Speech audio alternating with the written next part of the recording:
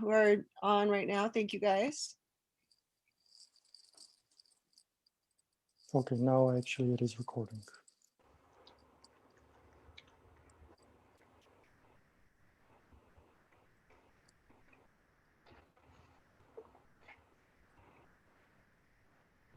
Hossein, are you in Hartford?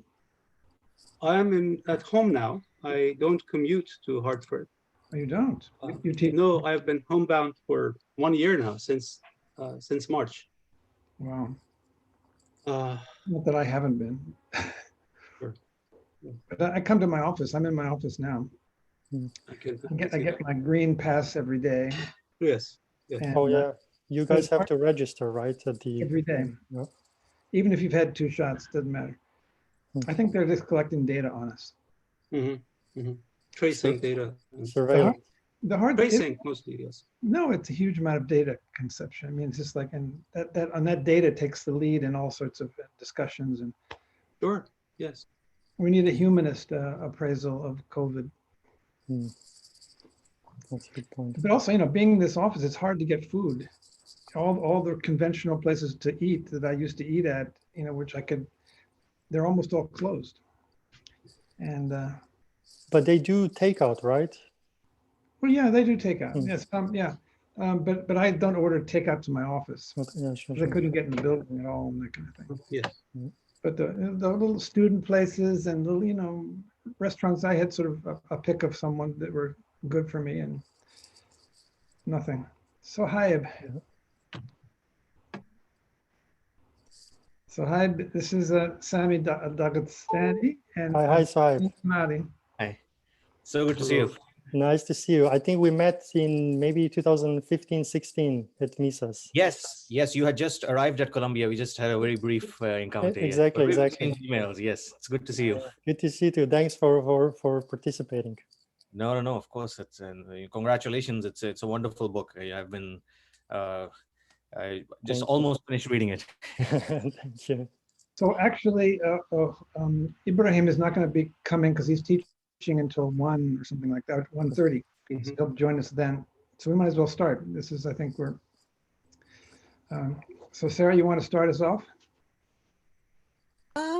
I just wanted to say, welcome to the panelists, and we're really excited for Sami's book talk. Today Sohaib will be host and therefore watching the Q&A in the comments area.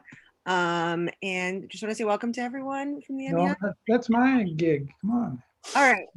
That's about all I got, Brink. So I'm about to head out, but welcome to everyone. Thank you, Brink. I think you can go ahead and start it off. Okay. Thanks very much, Sarah. We're happy to welcome you all to an event to celebrate the launch of a new book, a recent book. It's days old. It's the Ethical Teachings of Abū Ḥāmid al-Ghazālī, and the subtitle is The Economics of Happiness. And this is a book from Anthem Press by Sami Al-Daghistani, who's with us today to give us a presentation about the book, following which we'll have several comments and then a discussion. Sami Al-Daghistani is a postdoctoral fellow in Islamic studies at the Norwegian School of Theology, Religion, and Society in Oslo, Norway, an associate faculty member at the Brooklyn Institute for Social Research in New York, and a research scholar at the Middle East Institute, at our own institute at Columbia University. He has published articles on Islamic intellectual history, translated Ibn Tufayl's Hayy ibn Yaqzan and Ibn Battuta's Rihla into Slovenian, and is also the author of a book titled The Making of Islamic Economic Thought, which is forthcoming in 2021 with Cambridge University Press. Sounds like you have a competitor for your current book coming in the summer. You can tell us about that if you like at some point. Hossein Kamali, who offered a response or a comment to the book, is an old friend of the university, a graduate of the university, a PhD in history in 2004. And he currently holds the Imam Ali Chair for Shi'i Studies and Dialogue among Islamic Legal Schools at the Hartford Seminary. He's interested in the history of ideas and his latest publications are A History of Islam in 21 Women from One World Publications in 2020, and God and Man in Tehran, Contending Visions of the Divine from the Qajars to the Islamic Republic from Columbia University Press in 2018. Maybe I'll introduce Sohaib when we get a little further along. Since you're sitting right there, might as well introduce you. Sohaib Khan is a recent PhD from the Department of Middle Eastern, South Asian, and African Studies at Columbia, and is a postdoctoral fellow at Williams College. Great. I would characterize his interest as Islamic finance from the perspectives of both madrasa and banks, mainly in Pakistan. And Ibrahim, who will join us a little later, works on new corporate forms of debt and shareholding associated with the institution of the Suez Canal Company, but also through the lens of related forms in Islamic jurisprudence.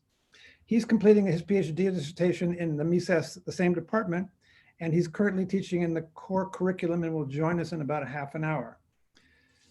So, and then after these, this presentation and these comments, and we will then have an open discussion for the remainder of the session. Anyway, so Sami, please. Thank you so much for this opportunity to present my work, especially to you, Professor Messick, for organizing the event, and to the staff at the Middle East Institute, as well as to Professor Kamali for kindly agreeing to join the event. I'm also happy to hear that Sohaib Khan and Ibrahim al-Khudaybi have agreed to participate. So I would like to share a few insights on what this book is about and really what are its main aims. And afterwards, we can obviously open up the discussion for Q&A. First, this is a rather short work, but it's obviously focused on Al-Ghazālī's conceptualization of economic philosophy. In the same breath, it also more broadly discusses what I call the ethical economic thought in classical Islam, or the ethical economic genre in classical Islam. I believe that Al-Ghazālī and his ilk thought of economics as a human science that is intricately related to other fields of inquiry. And I think this is a key point here. In this regard, economics is part of broader metaphysical considerations that taps into ethical and moral, but also more broadly ecological and even cosmological understanding of the universe. Perhaps I should mention that my other book that was just mentioned by Professor Messick, which is forthcoming this summer, discusses more in detail other classical scholars and also engage with a critique of contemporary Islamic economics. Second point, I see as my book being an implicit or rather explicit critique of the prevalent theories of economics in the modern world, in how those theories really present a rather obscured reality of economic life, I believe, that it's either based on something called mathematical deductivism or free market economy. And I would argue that both of which go against the very ethical teachings put forward by Al-Ghazālī. For many classical scholars, and really Al-Ghazālī is the pinnacle, I think the economic predicaments cannot be studied on their own terms, but in relation to other human sciences, right? And third point is that it's really an invitation to explore the pre-modern classical economic thought and to reinvigorate the classical scholarship. What I mean by that is to really look into the scholars in Islamic studies, but I think Al-Ghazālī also speaks not only to specialists in Islamic studies, but also more broadly to historians, economists, and social scientists, simply because economic problems cannot be solved by economists alone. So Al-Ghazālī presents a culmination of what I call the ethical economic subjectivity. And he's basing his arguments on both philosophical and Sufi principles, right? He's taking stock in various traditions. And his thought was obviously predated by scholars such as Al-Shaybani, Al-Muhasibi from 9th century, but also Ibn Abi al-Dunya and Al-Raghib al-Isfahani. So now that these 3 points, a sort of introduction, are out of the way, let me delve a little bit deeper into some of Al-Ghazālī's major points And just for the sake of time, I want to focus on three: his notion of happiness, his notion of fiqh or law, and obviously economic philosophy. So we know that Al-Ghazālī made seminal contributions to the field of kalam and falsafa and also taṣawwuf. But in his work, in many various chapters, he also dedicated various chapters to what I would call a classical ethical economic thought, specifically in Ihya Ulumuddin, in his revival of religious sciences, and to what he considered as a just and obviously Sharia-based, economic conduct. That part of the scholarship has been largely neglected, and there is only a handful of scholars who really deal more broadly with Al-Ghazālī's economics. And I think worth mentioning is perhaps Muhammad Ghazanfar and Abdullah Islahi, whose text on Al-Ghazālī also in part inspired my own work. But their text is rather very technical. It's a very short text, published in the mid-90s, I believe 1990s. And it's very technical in nature. It doesn't explore the theoretical correlations between economics and happiness, something that my work focuses on. And second scholar is Adi Setia, who translated also Al-Ghazālī's passages into English from Ihya and focuses more on the mystical aspects of his thought. So, this is to say that I think of Al-Ghazālī as a scholar of heterogeneity, who really positioned himself at the intersection of two, possibly three domains, typically understood as separate. One is, the Sufi mystical thought, and by no means I equate Sufism with mysticism, philosophical reasoning, and obviously Sharia's law as part of his overall ethics of happiness or sa'ada. So his theoretical accounts on economic thought can be found in his major works, not only in one piece. We already before mentioned the Ihya Ulumuddin, revival of religious sciences. Also very briefly in Mizan al-Amal, which is a shorter work on ethics, but also in Nasihat al-Muluk. So these are very different writings, and we can discuss the nature of these writings and how to kind of deduct his ethics from all these works. So, but by merging the Sufi inward approach on one hand and philosophical reasoning on the other, I think that Al-Ghazālī really presents the culmination of that ethical economic genre. Also by merging two concepts which present, two sides of the same coin, so to speak. Basically, the acquisition of wealth, or kasb, and the renunciation of the world, or the worldly endeavors, or zuhd. So kasb and zuhd really go hand in hand in Al-Ghazālī's theory, all obviously under the the banner of tawakkul, or trust in the divine law. So this forms the part of his overall theory, which I see being an ethical system or a comprehensive moral epistemology of the so-called the science of the hereafter, what Al-Ghazālī calls ilm tariq al-akhirah, right? Which is a comprehensive moral epistemology of how to lead a righteous life, and is based on both theoretical knowledge, if you will, ilm al-nadari, but also ilm al-mu'amala, or praxis or practice. So this brings me to the notion then of happiness. What is happiness, and why is it so important for economic thought? For Al-Ghazālī, happiness is achieved through self-examination and self-knowledge, by recognizing really that one heart is pure and that it becomes kind of contaminated by the pursuit of desires. So happiness then depends on our usage of our own faculties, such as reason and imagination and belief. And in his Mizan al-Amal, in the Scale of Action, which is a very short work on ethics, he said that happiness or felicity is not the same as salvation, whereby it's rather the state of pleasure that surpasses the pleasure of those who are saved in the hereafter, right? So in other words, sa'ada then, or happiness, is an ethics of contentment. It is based upon both ethical psychology and the teachings of taṣawwuf. And later on, we can discuss more in detail, what is ihya in essence? Is it a philosophical work, or is it more Sufi work, or is it a combination between the two? which I think is also important for our discussion. And he clearly states that the source, the very source of sa'ada in this world and the hereafter is science, or ilm specifically, right? Which implies that eternal happiness then is the highest aim of the science of the hereafter, right? The eternal happiness, or sa'ada, is the highest aim of his moral epistemology, or this ethical system.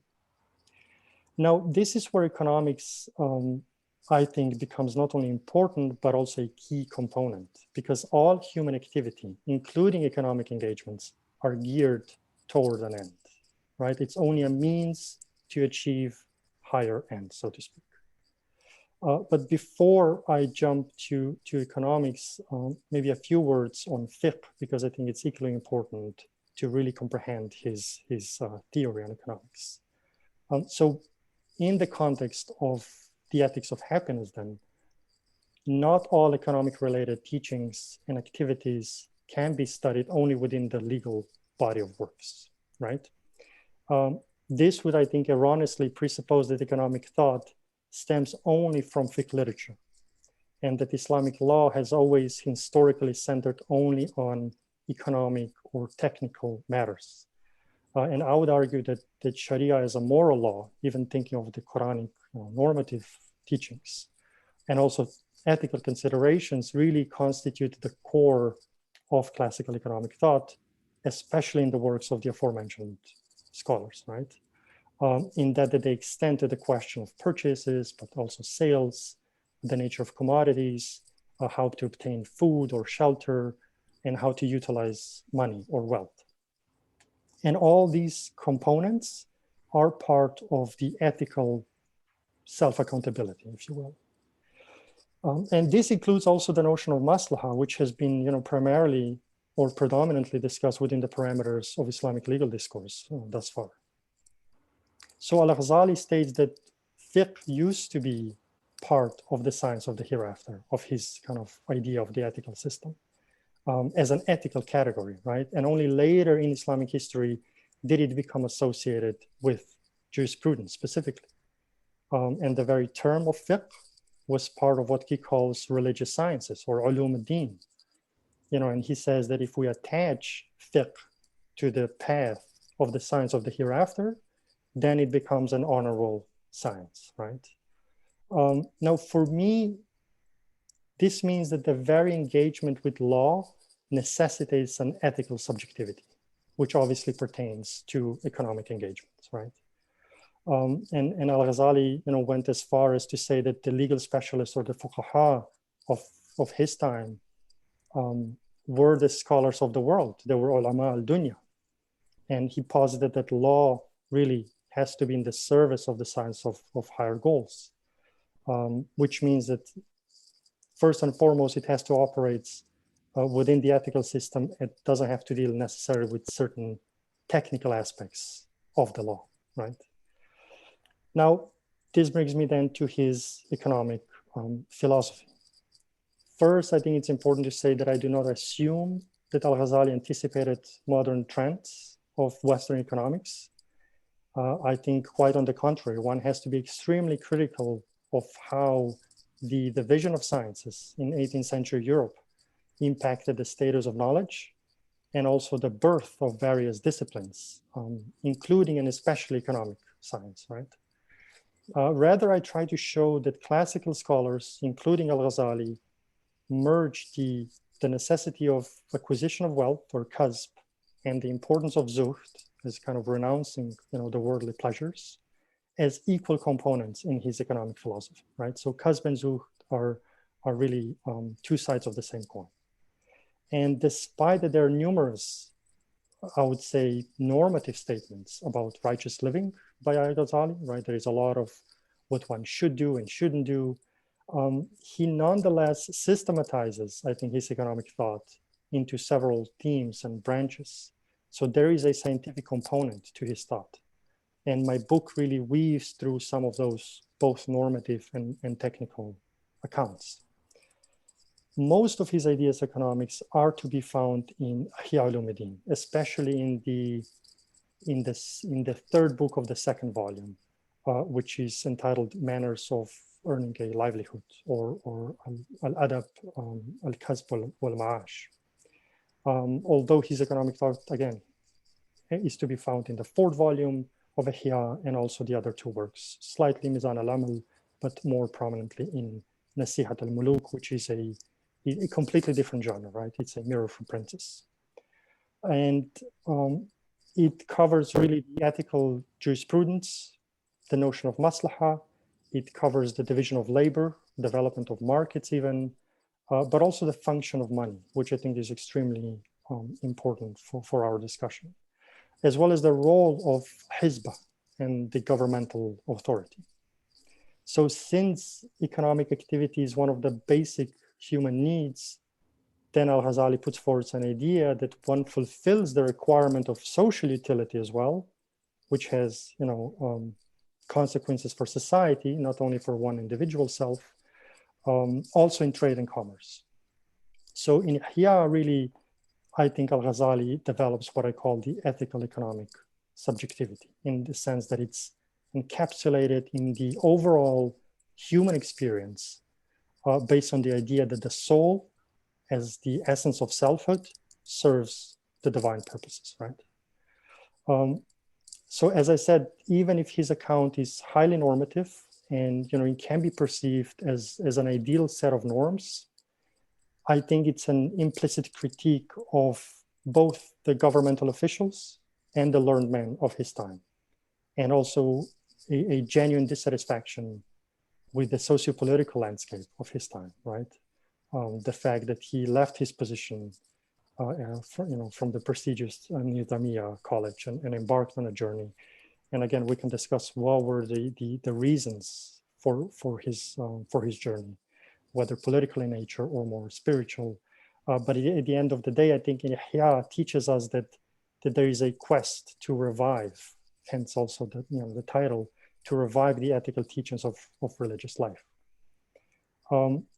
So the proliferation of Hizbah manuals and even works of Al-Muhasibi and Ibn Abi al-Dunya and Al-Ghazālī discussing in detail economic engagements, I think on one hand, yes, we have the quest to revive those ethical teachings, but I think on the other point is it's a point made by Al-Ghazālī to political, ethical shortcomings of governmental authorities and learned men of his time.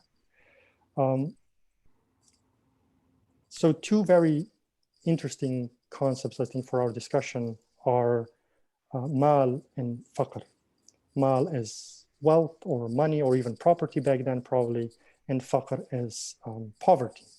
And just as a heads up that I read the concept of faqr of having 2 different yet related meanings, right? One is social or economic poverty, and the other is more along the lines of spiritual poverty.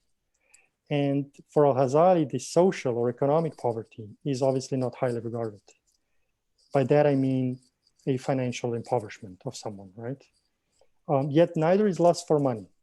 And in the same breath, he says that begging, for instance, is not compatible with a righteous character. But on the other hand, the minimal acquisition of wealth or the minimal economic gain is obviously frowned upon because it can lead towards a lack of economic participation in society, and it can lead then further into a disbelief. It brings about social instability. And the remedy for social poverty, he says, at least one of the remedies, is moderation or kifaya, which is very Aristotelian way, in thinking of along the lines of a golden mean. And he said that the moderation is the encouraged or preferred standard of living, right? And poverty obviously has to be abrogated. But there is also something called spiritual poverty, I think, that faqr can be considered as a spiritual component over riches, over wealth, right? That more than what is needed is for Al-Ghazālī poison, so to speak. And if you have only that which is necessary, the bare minimum, and yet you have a command over it, you are not poor in Al-Ghazālī's view, right? Because you can handle your possession, so to speak. So this is to say that faqr has an ethical merit, and it's not simply a result of a particular destitution, right? On the other hand, mal or wealth is perceived as one of the most important inventions in economic affairs. And it's for Al-Ghazālī, again, both. It's a double-edged sword. It's both a benefit, but also a detriment, if not handled correctly, right? And this depends on the purposes, on the intentions, on niyyah. So Al-Ghazālī says that, there is no upper limit of how much satisfaction one needs in terms of wealth, because there is something called hubbul mal. Even if one possesses immense wealth, there is no upper limit to it. But conversely, mal then includes also spiritual and bodily and material benefits. And it is only, again, at the end of the day, it is only a means to achieve higher ends. It's never an end in itself, right? And for instance, he interestingly is saying that wealth is the biggest temptation of them all, but in the same breath, he's saying, well, the worldly wealth is good for a good man, right? And we can again discuss what exactly good means in this context.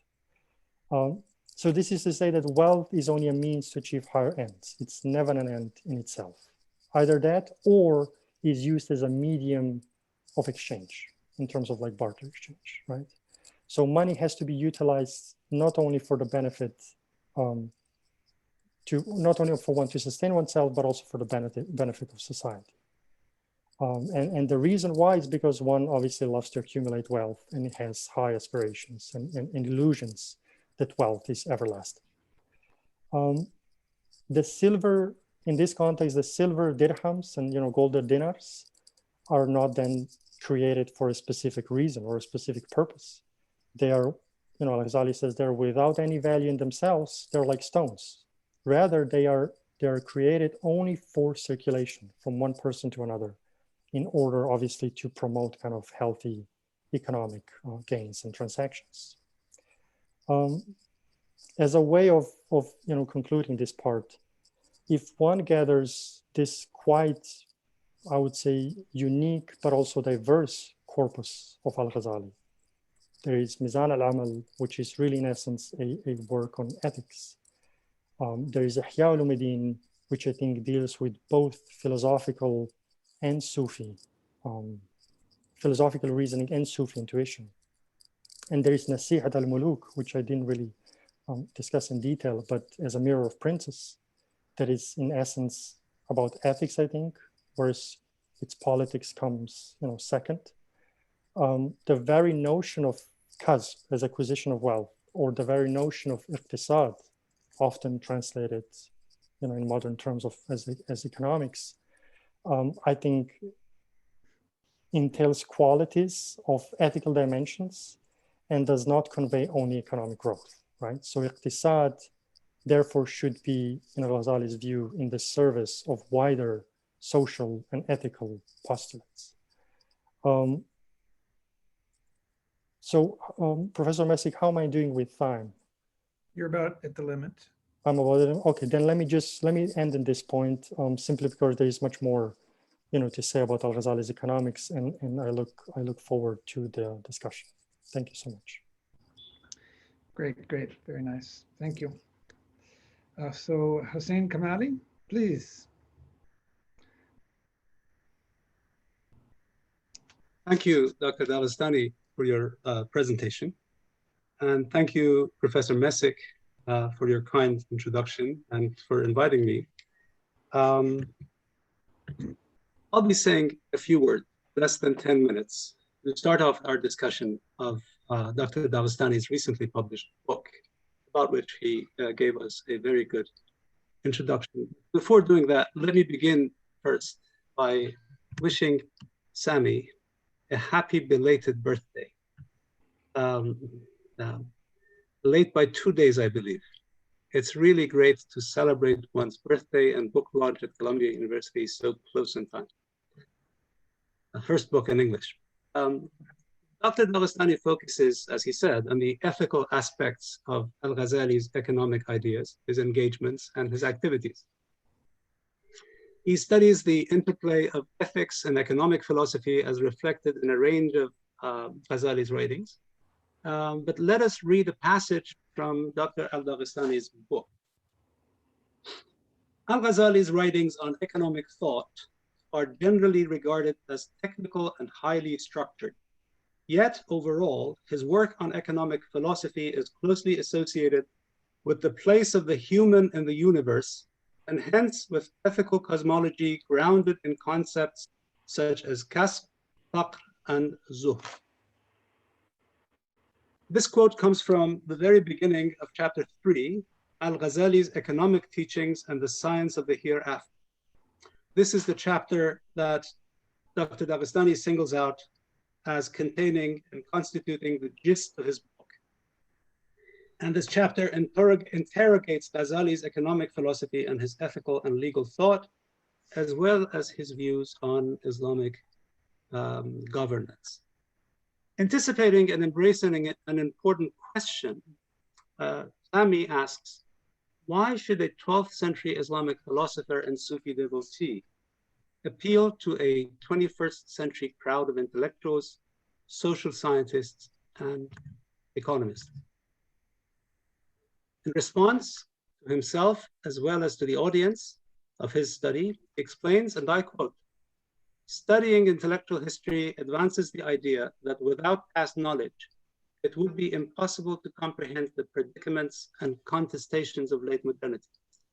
Without studying, analyzing, and whenever possible, applying ideas from intellectual history, especially in the context of economic deliberations, theories and economic predispositions can slip into oblivion or be discredited as unworthy or unscientific." The author stresses, I quote, "Reading Al-Ghazālī, as well as other classical or pre-modern Muslim scholars' work, through a critical lens should nonetheless be repeated time and again. Al-Ghazālī envisioned an economic modus operandi based on ethical development, whereby philosophical reasoning and the teachings of taṣawwuf went hand in hand with socio-economic well-being." And he explained that very well in his own words.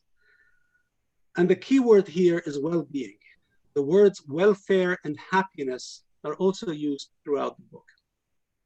Dr. Daghistani builds on the significant contribution of Stephen Worland, 1923 to 2017, the late historian of ideas at Notre Dame University, who considered welfare economics as a corollary of scholastic natural law and proposed that, I quote, "A deliberately metaphysical interpretation of welfare economics may have a validity greater than may be realized by the present generation of economists, accustomed to think of their discipline as a strictly scientific organon," unquote.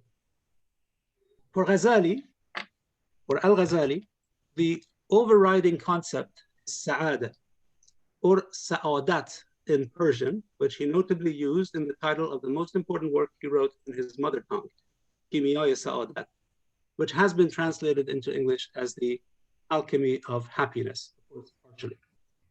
It was refreshing for me to see that Dr. Daghistani has a section on Kimiyāya Sa'ādat. My guess is that it has been under the direct influence of another one of Columbia's one's own scholars, Dr. Soraya Batman-Delici.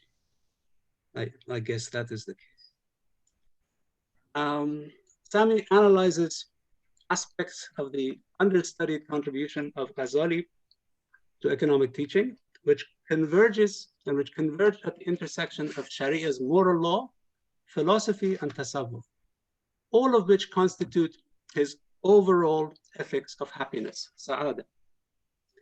As a footnote, I'd like to point out that the word sa'ādah does not appear in the Quran. Not in this form, not as a noun. Rather, it appears only once in passive verbal form.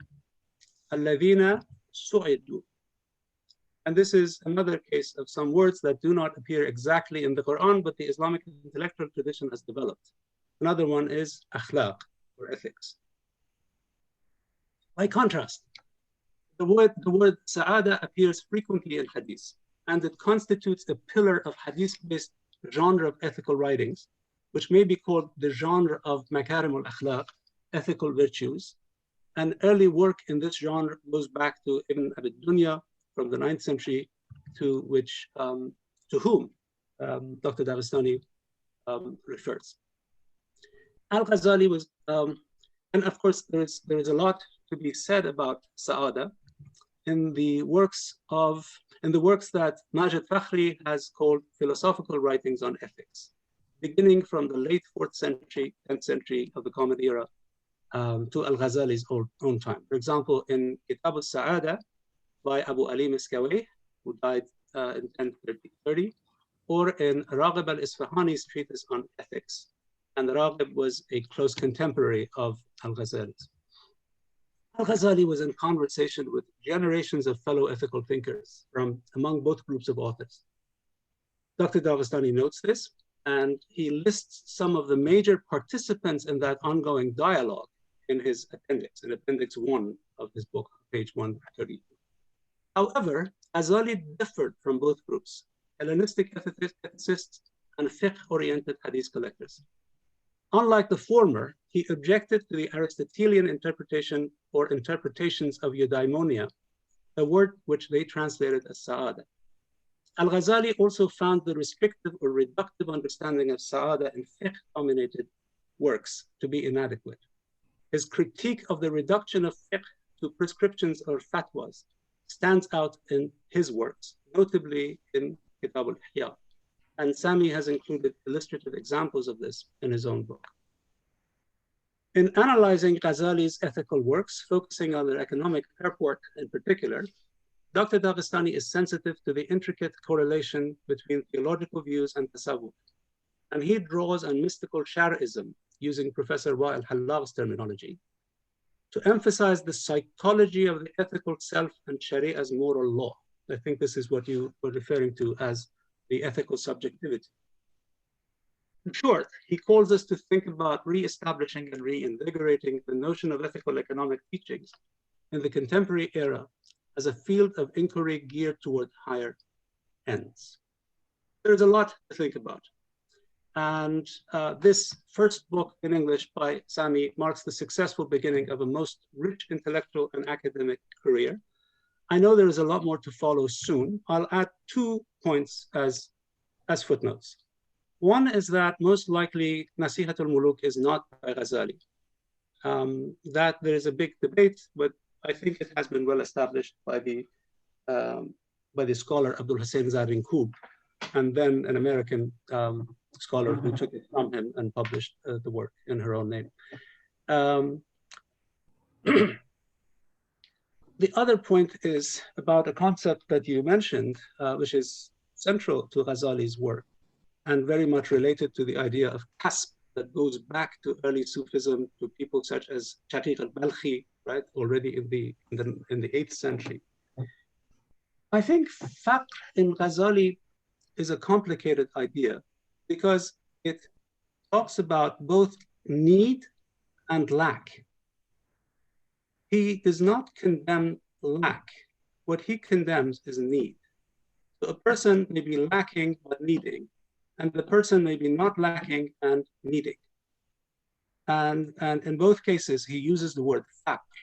These are paradoxical. I just thought that is a way to engage this idea of faqr in Ghazālī.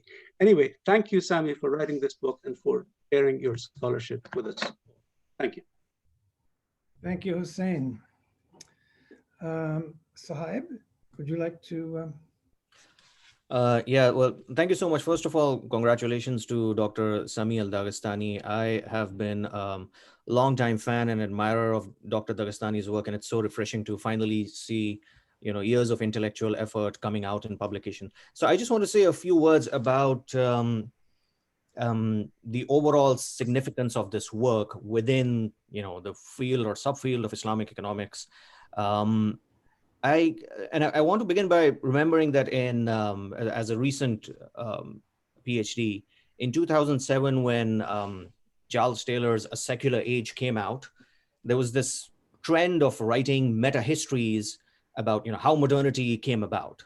and how contemporary economics is related to the history of Christianity, how previously it was an ethical, religious, theological phenomenon, and then it became secularized. And a spate of writings emerged on this topic. I mean, I remember recently at Columbia, our very own Dotan Leshem wrote a book on the origins of neoliberalism. And as students, we would, of course, I mean, regardless of whether you agree or disagree with the methodology of this kind of work, there was always this yearning that we need to have some secondary English language literature of these kinds of large narratives, this large history of ideas kind of approach to the Islamic tradition. And there's not a lot of work on that. So the one thing that I want to say is that this book is not simply of interest to people who are curious about Imam Ghazali and his thoughts, but it's really, it's filling in a huge vacuum.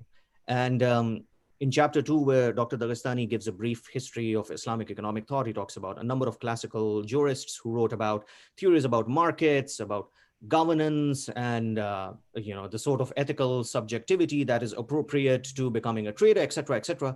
I mean, this is an entire canon that needs to be translated and that needs to be represented either in the form of genealogies or large narratives. So I'm so happy to see that Dr. Daghistani has pioneered this new kind of scholarly trend, and I hope he continues to do that. I also want to say that one way in which this book differs from that other stream of literature that I talked about, in terms of backtracing the history of modernity to Christianity, is that this book is not written in that tradition of, like, Dr. Daghistani is not saying that Imam Ghazali is the father of modern economics, or everything that we see in the modern world is something that was somehow imagined, or the creative seeds of those developments were laid in the Muslim world. None of that is happening in this book. What if I can name a genre within the history of ideas, in terms of what Dr. Daghistani is doing in this book is, for me, is an excellent exercise in contrapuntal reading, in comparative reading. And I think chapter 3 in particular stands out. There's a beautiful section in which Dr. Daghistani compares Imam Ghazali, who, by the way, we are talking about the 11th century Common Era right now, his discussion of how markets emerge. And then there's a comparison with Adam Smith's theory of how markets come into being, and Smith's famous example of the butcher and the baker, and Ghazali gives the example of I think it was the farmer and the blacksmith. And so Dr. Daghistani is doing a very interesting comparison, and he's showing us that, look, Adam Smith at the end of the day says that it's not because of the butcher's benevolence that markets come about. Everyone is looking out for their own self-interest. Whereas Ghazali is coming up with a different narrative and saying that, look, we have this idea of social cooperation, mu'amalat, bilateral transactions. So it's sort of comparing two theories of how markets emerge, but the underlying notion of the human subject and the underlying version of ethical subjectivity is very different. So the last word that I'm going to say, I've only taken 4 minutes, that's good. When I think the most important contribution of this book in terms of content and in terms of theory for me is how Dr. Daghistani combines the idea of kasab and earning a livelihood, and zuhud, and material abstinence, etc., etc. This notion of sa'ada, happiness, you normally don't, especially when you're talking about economics, you wouldn't associate that with a figure like Ghazali or Islamic mysticism. And in contemporary economics, I mean, there's this, and I'm sure an entire genealogy can be written about this. Economists do talk about preference satisfaction. Right? So I recently bought myself some Saada. Here's an Apple Watch. But the remarkable thing that's happening in this book is, within conventional neoclassical economics, of course, human preferences are being studied and they're modeled, and whether preferences are transitory, et cetera, but the question as to how these preferences come about, how they are shaped, that inquiry is foreclosed. Because there is this underlying, Enlightenment notion that, liberalism has inherited, that human preferences are representative of a sovereign autonomous subject. So how those preferences come about, that is something that will not be subject to critical scrutiny. But yes, we're just going to understand how those preferences are met and how we can create incentives or disincentives for people to act according to their preferences. But what's happening here in Ghazali, that this notion of sa'ada, happiness, it is attached to this concept of human subjectivity that is very plastic, that is very malleable. There's this constant self-vigilance as to whenever you're engaged in the market, you really have to watch out as to how your preferences are being constantly shaped and constantly conditioned. And of course, I think it's only in the past 10 to 15 years where behavioral economists have started taking seriously the fact that, look, our preferences are subject to constant social engineering, not simply by governments, but by big corporations. So that is happening all the time. And we need to think about how our preferences are being formed. So what I find remarkable here is that in people like Ghazali and in the particular Islamic tradition that Dr. Daghistani is studying, there is this heightened sensitivity to the fact that human preferences and the human subject, the very plasticity of the human subject is something that is constantly foregrounded. And I think that is where Dr. Daghistani's inquiry into Ghazali's thought, acquires, contemporary relevance, not as something that, there's this teleological history that everything that Ghazali said is now translating into reality. But there are parts of that conversation that are still relevant and instructive for us today. So that's all I have to say. Congratulations once again. It's a wonderful book. So Sami, would you like to respond to either of these two comments? Yeah, very, very briefly on both points. Thank you so much, Professor Kamali and Dr. Khan for these words. Just very briefly on the very notion of Sa'ada as well. I think hence the subtitle of the book as well, right? It's economics of happiness. And obviously we can play with the very term of economics because it did not exist as we know it, nowadays back in the 11th century. More accurately would be, the economic thought of happiness, or ethical economic thought of happiness. But what I was trying to get at with that book is, as you said, not only to revive a scholarship that has been neglected in part, but really to focus on to reinvigorate the very economic science as we know it today, right? And the economic terms that are put in place in the modern world.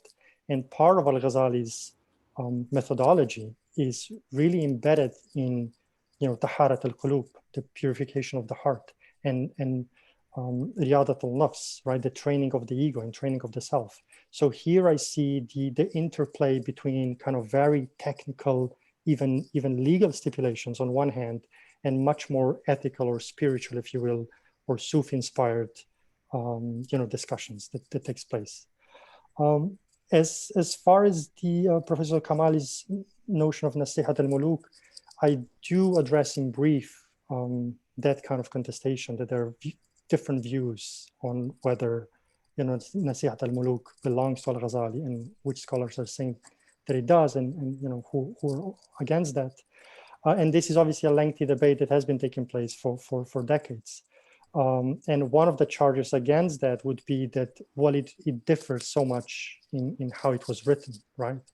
And there are different accounts of why it was composed, who ordered its composition, right? Sultan Malik Shah and so on and so forth. So this is taking place. But nonetheless, how Nasihat al-Muluk's come about is much more that it's focused on the governmental authority or on the role of Hizbah and the Muhtasib, rather than directly discussing economic stipulations or economic legal stipulations. And very briefly on what Dr. Khan said on the field of economics, I read Adam Smith, first and foremost as a moral philosopher, right? Who happens also obviously to be an economist in the same breath. And I think that The Wealth of Nation has to be read, for instance, in tandem with other books as well that he has put forward, right? So there is that notion that economy is embedded in the moral self, if you will. And this is how also markets come across and can be developed and so on and so forth. So I perceive that there is much more, or at least there is some sort of similarities between the pre-modern classical Muslim scholars and Adam Smith's thought, rather than how Adam Smith is in 21st century kind of reinvented, as the father of modern laissez-faire economy and so on and so forth. So thank you again to both of you, and yeah, I guess we can take some of the questions from the audience as well. Thanks so much. Okay, I might have a question or two, not a question, just a comment. I mean, I have a kind of ethnographic interest in what might be called the economy of, and I have a book project actually that refers to the agrarian Sharia. And it doesn't, you know, I was trained in economics a little bit, and I sort of fled economics myself. Only thing I liked about economics was economic history, which can be quite interesting. You get Marx and Adam Smith and others, and it's not the calculus, it's not the maximization, it's not the, you know, the formulas and just incredible stuff that I was exposed to and fled. But I'm interested in I mean, one of the things I'm interested in, just to give you an example, is the phenomenon of milk, of individually owned property. And this is very early in the history of Islamic law, history of the Sharia. And it's a distinctive feature, I think, that hasn't talked about too much, but it has the kind of features of a kind of mercantile or some other kind of agrarian capitalism that, you know, that waqf is built out of milk. You don't build it out of other things. You have to have the individual property to make an endowment. And questions of ras al-mal and mal itself, these things have an individuality, even though it's also social, of course. There's an individuality built into this, and niyyah is an individual phenomenon also. It's not a group sentiment. It's an interior of the nafs. So, so I'm interested in sort of the ethnography of what you call, or what is being called the economics. And so, you know, there are lots of things to look into. Hispa is very important. The zakat system is sadaqah, all these kind of things that you pass through. And I'm curious how Al-Ghazālī ties them together. Is there a kind of agrarian world that he is thinking about?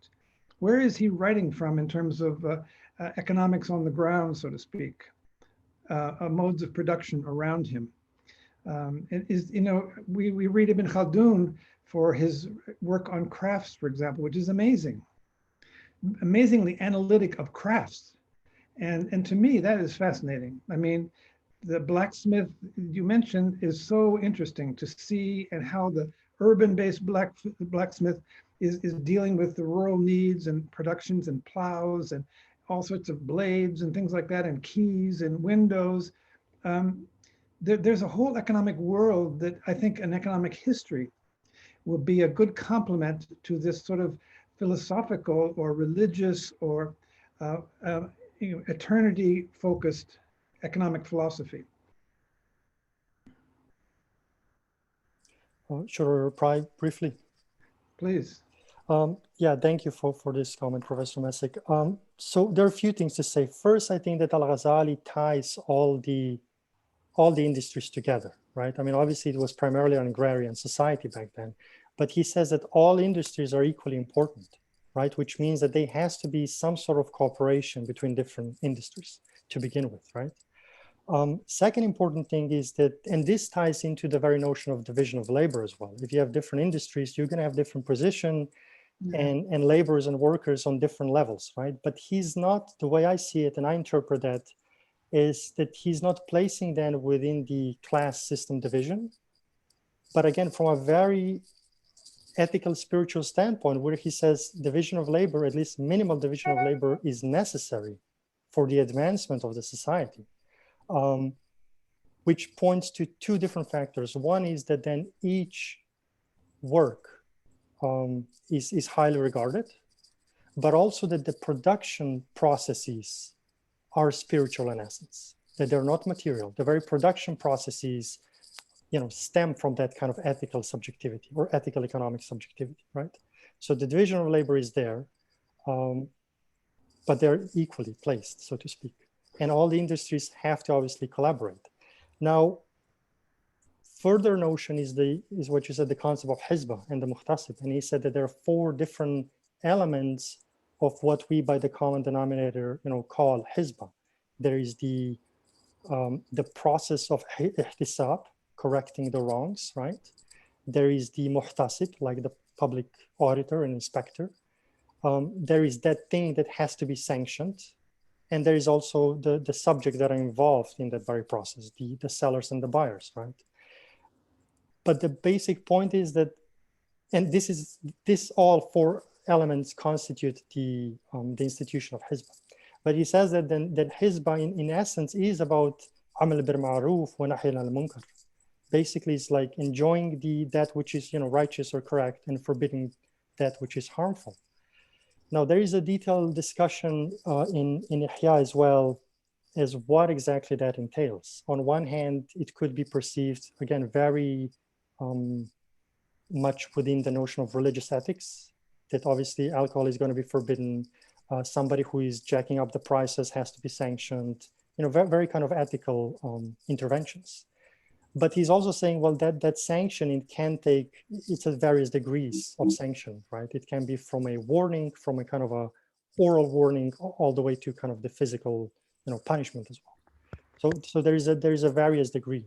And you're absolutely right that, and maybe I should point that I approach the very subject of, ethical subjectivity and even Al-Ghazālī's thought, not as an economist, right? Because I'm not trained as an economist, but as someone who is dealing with Islamic intellectual history. And for that matter, I think it's so important to counter those narratives that, well, economy is first and foremost about the technical or even legal matters, and stipulations or even legal stipulations. And I would say that yes, but then on the other hand, looking back into the classical scholarship, it is very much about the moral self. So I see those things as really tying into the notion of the technology of self-preservation or self-examination, right? Which would include the very notion of mal, which, as I said, it meant money, specifically obviously dirhams and dinars, but also wealth, and more broadly, probably also property, right? And he says the very utilization of money is of essence to build not only as a technology of self-preservation, right, which is focused on the individual, but there is that notion of individual communitarism, right, that it's both individual and social. So you're performing those deeds, if we think of the context of Ihya Ulumuddin as the ethical system that he's putting forward, to attain your own sa'ada, if you will, your own happiness, right? But also to give something back into the society. So you have to be kind of an active member. You have to engage in economic life. And this in turn, and I will end there, this in turn informs us that, Al-Ghazālī's and also other classical scholars, so-called the Sufi thought, the Sufi-inspired introspection, is a very dynamic process. Is both about qasb and zuhd, also as pointed out by Professor Adi Setia, right, from Malaysia. So these go hand in hand. Great, thanks. So we have some questions in the Q&A. Sohaib, you've been looking there?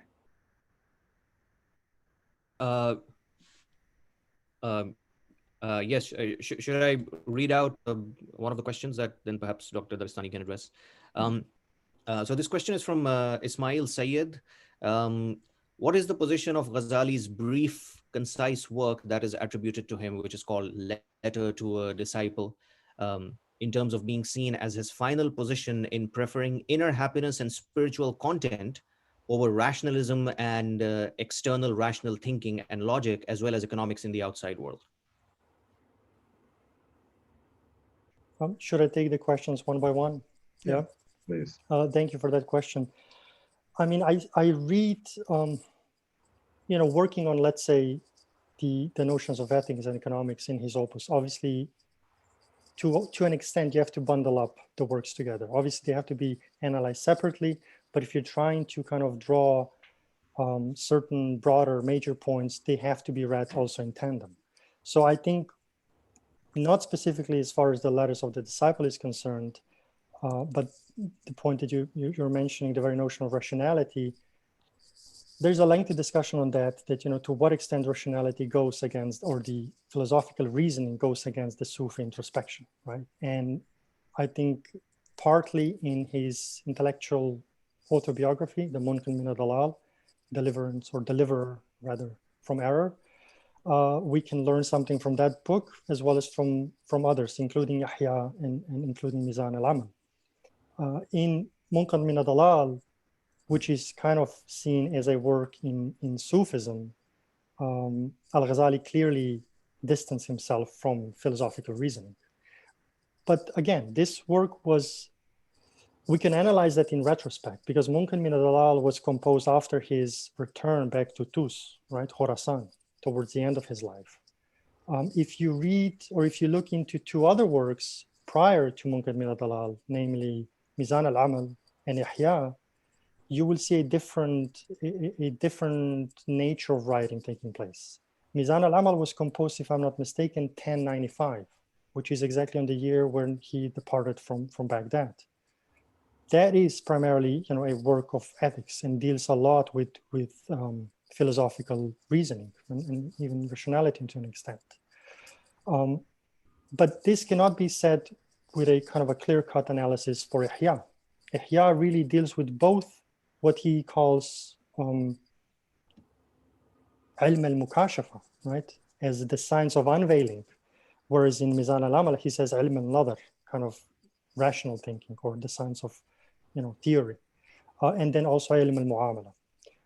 So Ihya is really positioned on the intersection, and I here go along with Kenneth Garden, at the intersection of both philosophical reasoning and also Sufi or taṣawwuf or Sufi science.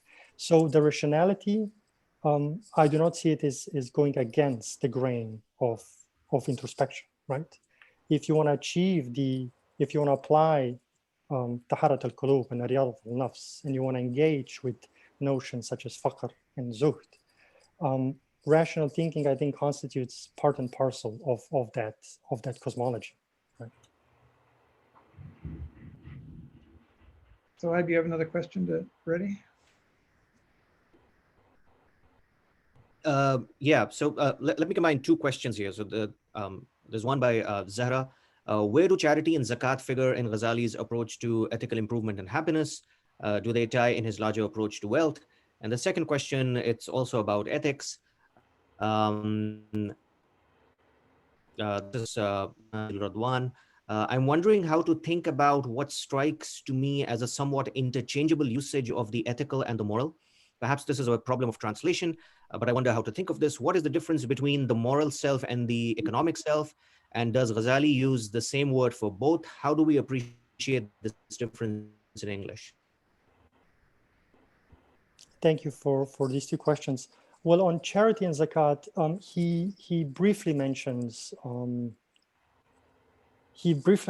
the notion of zakat and also riba, which I think is important for this discussion in his kind of economic analysis. And he's saying that charity constitutes parts of the ethical economic self. Zakat as well. Now, there's a difference between sadaqah, charity, and zakat. And he's saying that both, including riba, which is not discussed specifically in financial transactions, in how I read it, but more along the lines of barter exchange, right? That, for instance, riba can occur when you're transacting different goods in terms of quantity and qualities, right? But sadaqah and zakat, I think, are crucial. Again, they cannot, even if applied in modern term, economics, Islamic economics, I don't think they can really alter the economic system. And this would be one of my critiques of contemporary Islamic economics, that they're extremely important tools. And Al-Ghazālī, I think, affirms that, but they really constitute only one part, one section. So giving charity has to be seen as something that comes from within you, right? It comes from your own kind of niyyah, your own good intentions that you have. Similar should be regarded as zakat, even though it's a fifth pillar of Islam. But again, these are only minor contributions to overall well-being or overall socioeconomic well-being in society.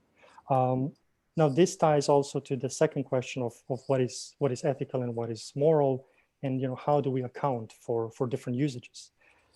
I obviously use the two concepts interchangeably, but I think in the context of Al-Ghazālī's thought, as well as specifically, let's say, in Al-Shaybāni's thought or even Al-Muhāsabi's thought, I think the two are interrelated. I don't think the moral can be extrapolated from the ethical. Usually we perceive it again, as a 21st century crowd, that there is an ethical system out there that one has to, or is obliged to follow, and then there is something called the inner morality kind of, inside of you. But that the two sides for Al-Ghazālī go hand in hand. They cannot be extrapolated or devised fully. What is ethical is already moral, right? Because you're following a system that directly discusses your inner strivings. And again, it points to that technology of self-preservation. What are those used in Arabic? Well, at different points, different concepts. There is akhlaq, but also there is adab, right? He's saying adab al-kazb wal-ma'ash, for instance. The very title of his chapter is entitled as adab, as manner or mannerism. Which I go, again, it's tied into that ethical cosmological perspective. So those concepts have to be read and analyzed, I think, together. They cannot be treated separately. Do you want to read that last one in the Q&A? Yeah. So this is from Haytham Kader. I think it's worth mentioning that modern economics is underpinned by utilitarian philosophy based on desire fulfillment, while Ghazali's philosophy aligns with perfectionist virtue ethics. I believe it is essential to connect Ghazali's philosophy of Sa'ada with his discussion on Maqasid al-Sharia. The Maqasid provide an objective list, theory of well-being, and a methodology for prioritizing goods under conditions of relative scarcity. It's a comment/question.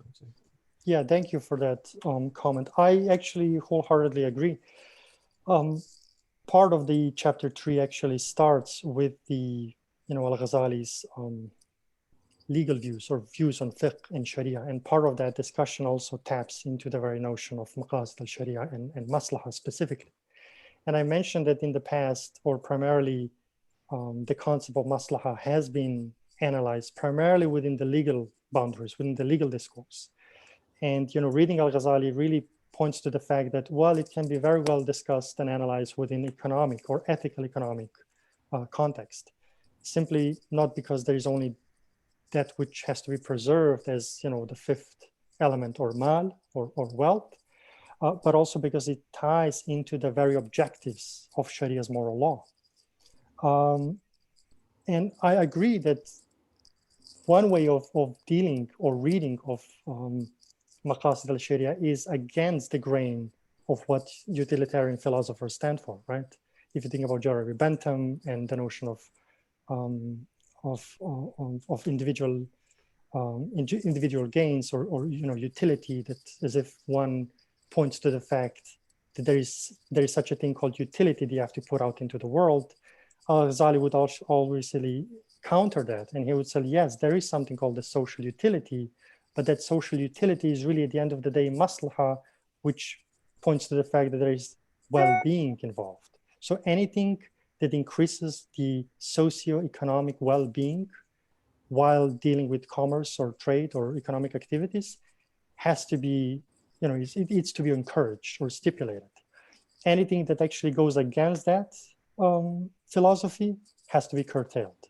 So this is actually then, more broadly speaking, a critique towards the classical economists and also neoclassical economists, which really focus on the notion of utility, right, in the modern economic world. So reading classical Islamic scholarship, on the other hand, including Al-Shaybāni and Al-Muhāsabi and Ar-Raghib al-Isfahani, point to the fact that utility fills the social function, but it's not extrapolated from wider ethical/moral considerations, right? Maybe I could have another question or a comment. you use the word economics a great deal in this book. And I'm wondering if there are any candidates for a term that might be close to that. It's among the fields, you say, but yet it's not a field per se. It's not one of the ulum or the funun, but it's something you have a sense of being something that is coherent. And it's not iqtisad, it has an old use and a modern use as economics. How about a term like tadbir, which you mentioned? That seemed to me to be as close as any to a word for the economics you're talking about. Yeah, thank you for pointing that out, Professor. You're right. On one hand, you have to use the terms that are currently in place, right? If you want to critique something called economic science, obviously you have to start with the very usage of the term that is in place, such as economics or economic science. Now, I'm more a fan of, when talking about classical contributions, classical Muslim contributions, I talk about economic thought, right? Classical economic thought or classical economic ideas or theories, simply because it goes against the notion that there is something called economic science to begin with, right? And obviously I'm going to have a lot of discussions with economists who might very well disagree with me. And this is especially noted in my second book that is forthcoming in the summer. But I agree. On one hand, we could use the word, kasb, the very term that Al-Ghazālī is also actually referring to or using, as acquisition of wealth. Yeah. Earning a livelihood, perhaps earning a livelihood, something that again, it's not only a technical economic matter, but it's part and parcel of what you do to attain a righteous character, right? And this is, I think, the whole economic discussion is so crucial in Ihya if we analyze it within the context of his ethical system, which it very much is. At the end of the day, Ihya is about the revival of those sciences that have been lost, in Al-Ghazālī's words, right, or opinion, which includes economy, which includes fiqh, which includes other sciences. And if you attach kasb to the ilm tariq al-akhirah, then again, it's an honorable deed, right? So kasb would be one, but also iqtisad. I think maybe iqtisad needs a kind of revamping, and it has to be reassessed, right? And that again is something that I do much more in the other book than in this book on Al-Ghazālī, thinking along the lines that iqtisad is that which points to something that it's frugal. It's about being moderate as well. It's about being kind of conscious of your own involvement in economic transactions. What exactly are you putting in, and what is the output? What is the outcome of your economic engagement, right? That in the end of the day, that informs your ethical self, right? So it's never only the technical or the legal matter, but it's first and foremost the what I in the other book actually call the moral cosmology of Sharia, right? And I point to the fact that there are numerous scholars. None of them are using, obviously, that neologism, moral cosmology of Sharia, but they point to the fact that there is something called, that it's embedded in the ethics of the Quran, but also in the very Islamic tradition of adab, or ethical teachings. Thank you very much. Maybe we should leave it at that. That's on a high note. I think there are a couple of questions we haven't answered, but we can't, in the world of Zoom, there's a certain adab about not going on forever and ever. Absolutely. And so thank you so much, Sami Al-Daghistani. Congratulations on the new book. And we look for its counterpoint in the summer. It'll be the volume 1, volume 2 of the That's Islamic. true. Actually, the two can be read in tandem, in all honesty. We'll get back. We'll have another occasion in the fall after that. Sounds good. Thank you so much, Professor Hossein, thanks so much for your intervention. Sohaib, thank you. And I wish Ibrahim is here. Ibrahim is here. So maybe we'll have just a second to let Ibrahim, please. We'll another 5 minutes. We were just stopping at Ibrahim because we'd come to the end of the line, but because we didn't know where you were. But do you have some things to say? Yes. No, I'm here to listen, basically, as I have been attending lectures nonstop since 10 a.m. time. Here's a victim of Zoom right here. But you didn't want to make a comment because otherwise we're closing. I honestly haven't read enough to make a comment. No worries. Then you can listen to the recording probably. Yeah, the recording there is a recording which will be posted on the MEI website. Anyway, thanks for at least appearing. We were worried. At least I was. No. I'm good, safe and good. Alhamdulillah. Okay. Great. Thank you so much. Thank you so much, everyone, for really contributing for your. I'll send you something tonight. Anyway, it's a separate issue, but I'll send you the paper tonight. Oh, sure. Yeah. Send me your comments or questions you might have, and we can have one-on-one. Okay, great. Okay, yeah, everything is complete now. We know where Ibrahim is, and so that rounds out the story. Thank you all so much. Thank you. Thank you. Take care, guys. Thank you so much. Bye-bye. Bye.